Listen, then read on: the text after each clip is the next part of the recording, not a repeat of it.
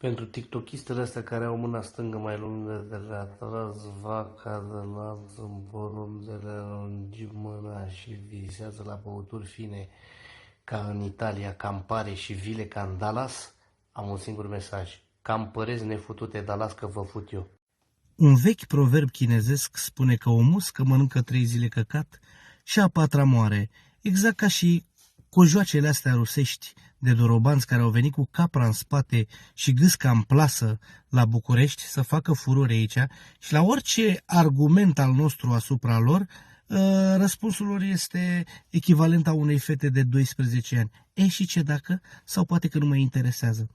Ce să zic, fetelor? Să mă cac înaintea voastră să câștigați la loto, să postați pe Insta Story. Bloc. Dați-vă bloc la viață.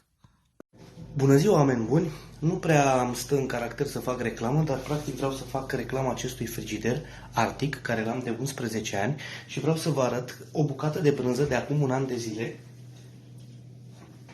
care arată cam așa și este foarte comestibilă.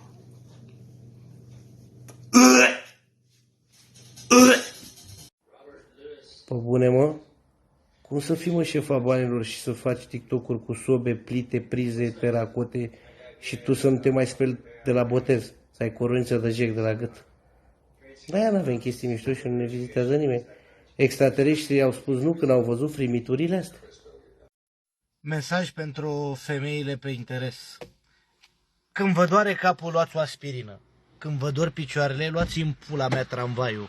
Pentru că am observat că nu vă plac șoferii de curier. Curierii, nu vă plac să mergeți cu curierii. Când sunt în GLE, firați ale dracu, dacă nu v-ați urca și morții de la țară în căruță la mine.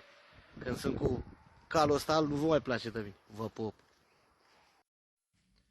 Băi, doar curios, dacă testarea COVID costă 400 de lei și vaccinul este gratis, ceva nu se pupă. Pentru femeile astea care folosesc 3 cuvinte în română și 5 în engleză, anul acesta s-a făcut abonamentul Worm, adică pe românește râmă, pentru toate târăturile care există, astea cu what the fuck, De prostituată și nu e prima care... După aia mă uit la etno. Bă, să vă trăiască familia noastră. Folclorul românesc! Pula mea vine aia cu buzele! Sus, pe culmea mică, cânta pulată să strica of! Pe cum vei fă tu să spui mie etno când ți-ai pus botox?